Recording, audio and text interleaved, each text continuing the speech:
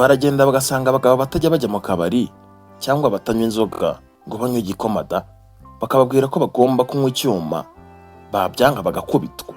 Njye nitwa El Santana, iyi ni El Santana TV.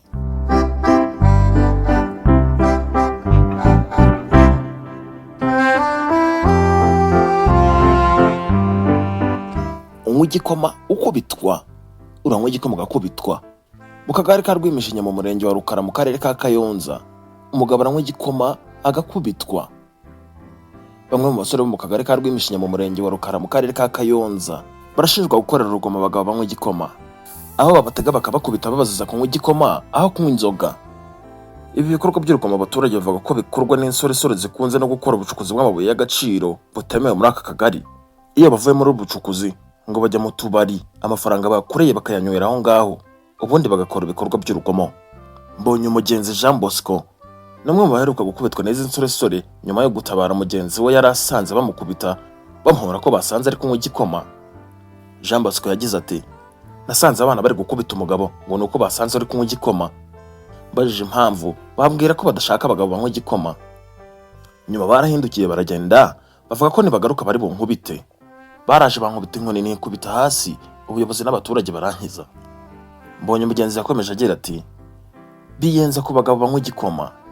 Baraza bakugera iruhande bakakubaza bati, uracyanywa cya gikoma? Ukavuga uti mba nakiguriye, ariko bakakubwira ko bahagurukiye abagabo banywa igikoma, gusa ubu ntabwo bakibikora cyane nka mbere.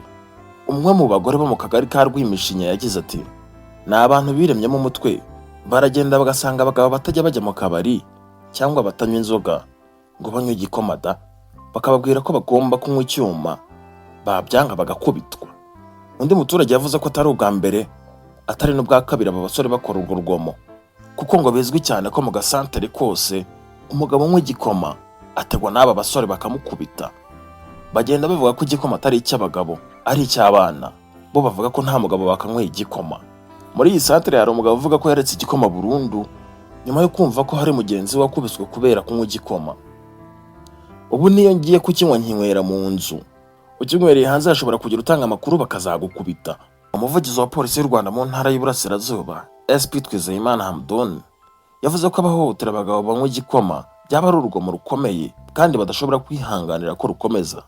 Umuvugizi wa polisi yagize ati, umuntu afite uburenganzira bwo kunywa icyo ashaka, ndetse unywa igikoma nibaza ko ari ufite ubuzima bwiza kurenza umuntu unywa inzoga zitujuje ubuziranenge n'inzoga muri rusange. Ntabwo rero umuntu akwiriye guhohoterwa ngo ni ukubera ko anywa igikoma.